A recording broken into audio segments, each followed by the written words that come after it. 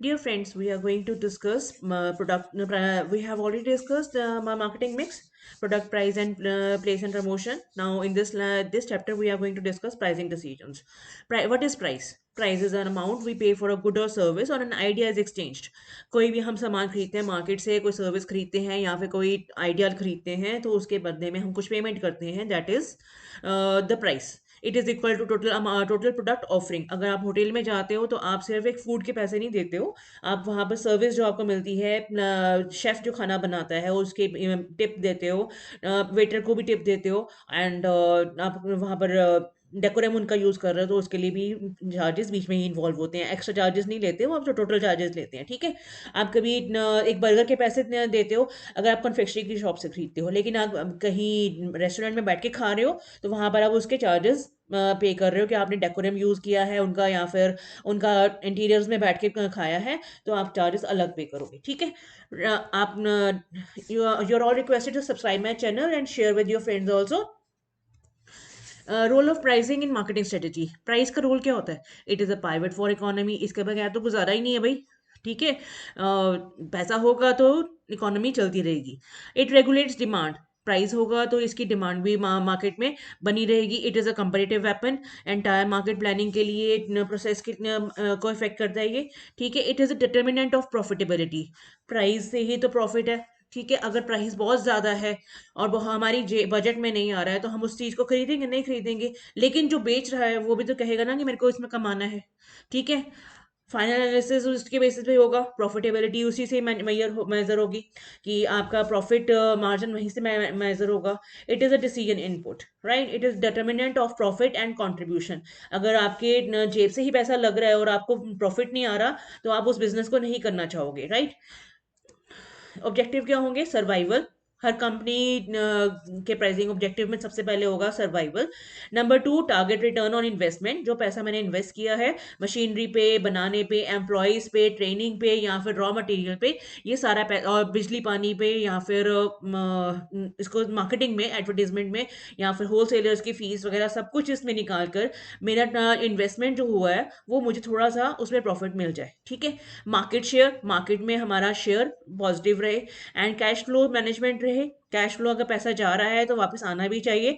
पैसा अगर मैं इन्वेस्ट कर रही हूँ रॉ मटेरियल पे, मशीनरी पे, या ट्रांसपोर्टेशन पे, गोडाउंस पे, स्पेस वगैरह पे, या फिर अपने होलसेलर्स को सामान खरीदने के लिए मैं एडवांस में दे रही हूँ अपना रॉ मटेरियल उनको, अगर वहां से मुझे अपना प्रोडक्ट, तो वहां से मुझे अगर रिटर्न नहीं आएगा तो मेरा कैश फ्लो मैनेजमेंट सारा बिगड़ जाएगा. ठीक है. प्रॉफिट एंड प्राइस स्टेबलाइजेशन इन दोनों के लिए ज़रूरी है. ठीक है कि मेरा मार्केट में पैसा फंसे नहीं. Resource mobilisation.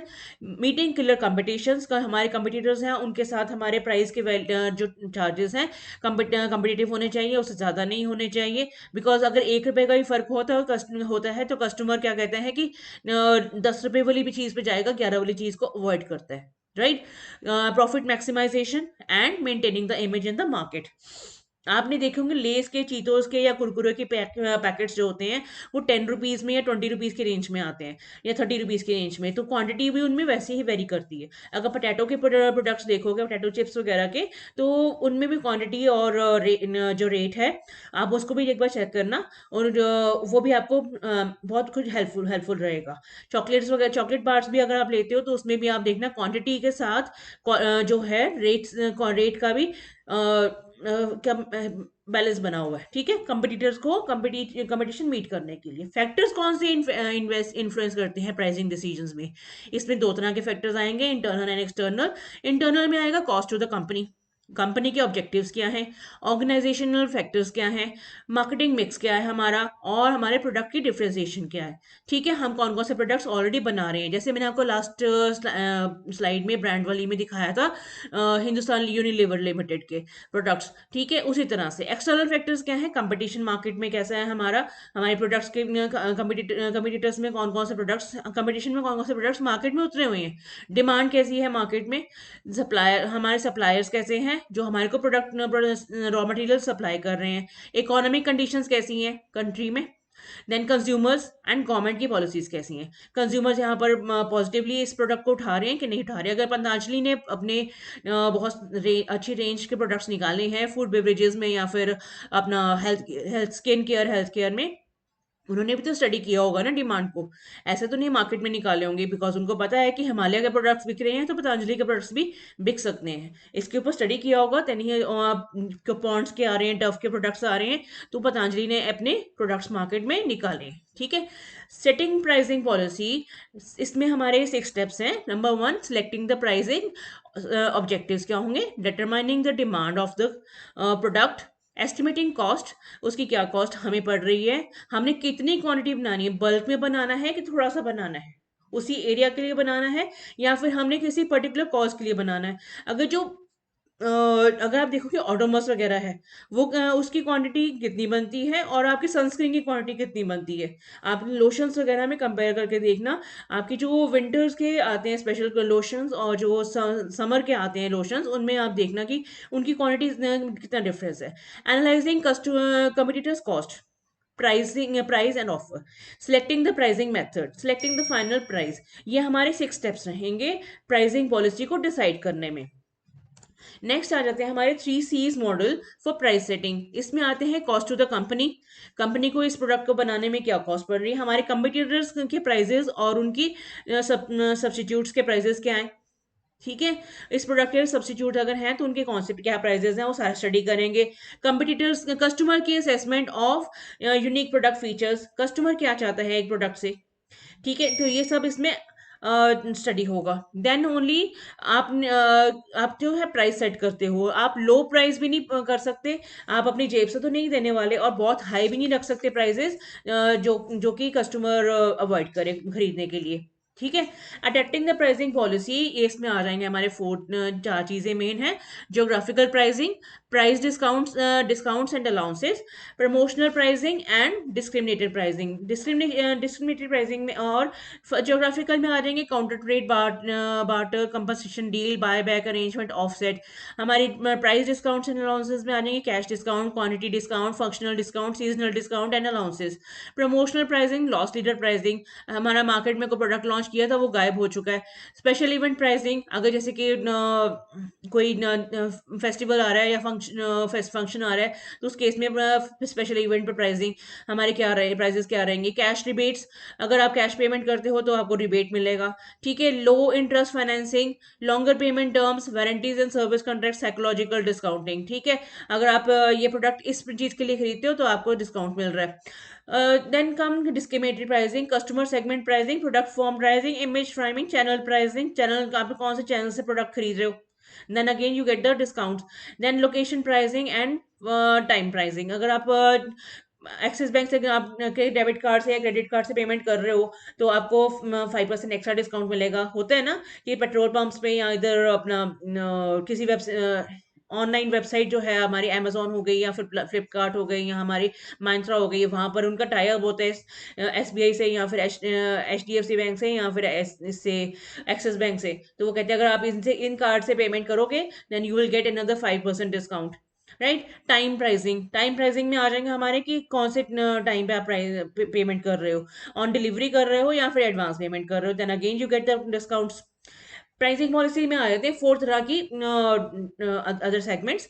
Cost based pricing, market और customer demand based pricing, competition based pricing and other pricing methods, differential and affordability. इसमें मैं 2 चीजें कंपटीशन कॉस्ट बेस्ड प्राइसिंग में आ जाएंगे, markup pricing, absorption pricing, break even pricing.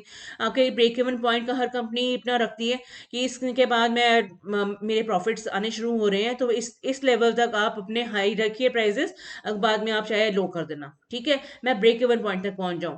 जब market customer demand based pricing, market ये demand based pricing में आ जाएंगे हमारे what the traffic can bear, skimming pricing and penetration pricing.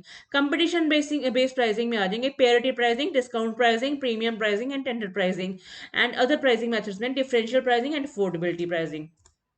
Then मैं ये जो मेन अपने पेपर्स में भी आते हैं, penetration pricing and skimming strategy.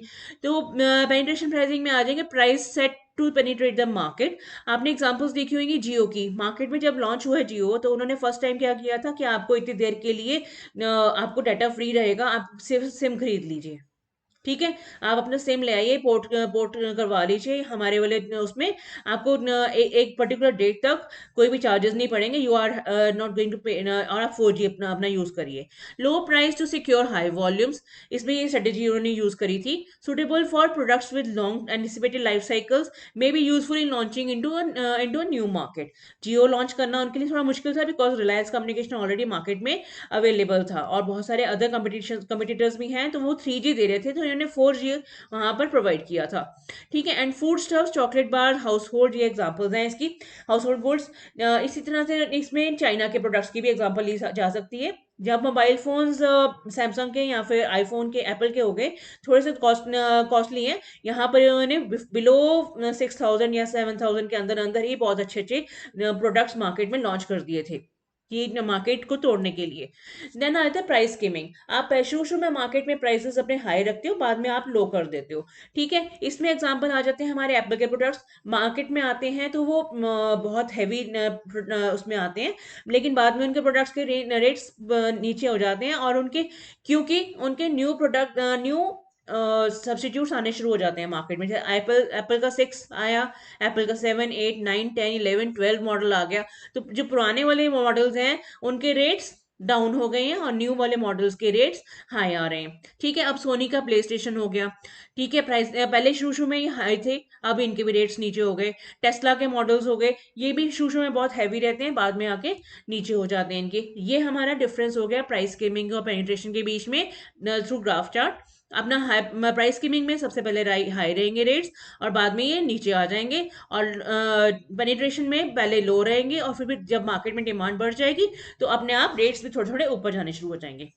अब हमारी 9 टाइप्स ऑफ प्राइसिंग स्ट्रेटेजीज हैं जो मैं डिस्कस करने जा रही हूँ आपसे। प्राइस और क्वालिटी ऑफ द प्रोडक्ट के बीच में ये बैलेंस बना के बनाई हुई है। ये इसमें आ जाएंगे, नंबर 1 पे प्रीमियम स्ट्रेटेजी, नंबर 2 है हाई वैल्यू स्ट्रेटेजी, नंबर 3 है सुपर वैल्यू स्ट्रेटेजी, नंबर 4 है over charging strategy, medium value strategy, good value strategy, rip off strategy, false economy strategy and economy strategy.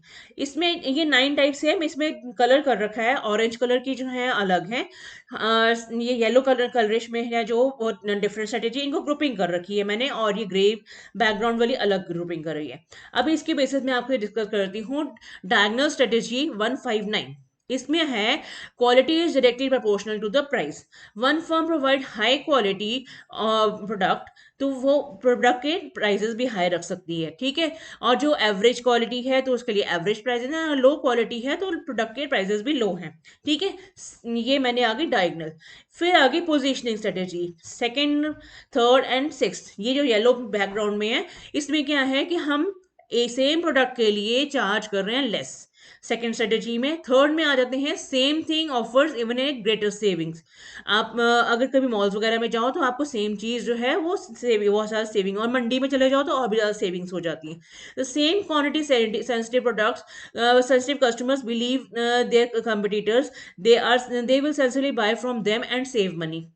ठीक है, उनको लगता है कि उन्हीं से अगर मैं परचेज करूंगी तो मेरे बहुत सारे पैसे बच जाएंगे, मैं न्यू मार्केट को एक्सप्लोर ही नहीं करना चाहती, तो ये गुड वैल्यू स्ट्रेटेजी में चला जाता है। देन आता है हमारे पास positioning strategies 4, 7 and 8। Quality is inversely proportional to price, amount ये ओवर प्राइसिंग हो रही है यहाँ पर, और यहाँ पर customer will feel taken and will probably complain और spread bad word of mouth about the company, and professional marketers should avoid the strategies. ये जो 9 टाइप्स ऑफ स्ट्रेटेजीज हैं, इनके बेसिस पे ही प्राइसेस की स्ट्रेटेजीज, प्राइसिंग की स्ट्रेटेजीज बनती है, आपको इन सब का भी ध्यान रखना होता है। ठीक है, you are all requested to subscribe my channel and share with your friends. Thank you very much.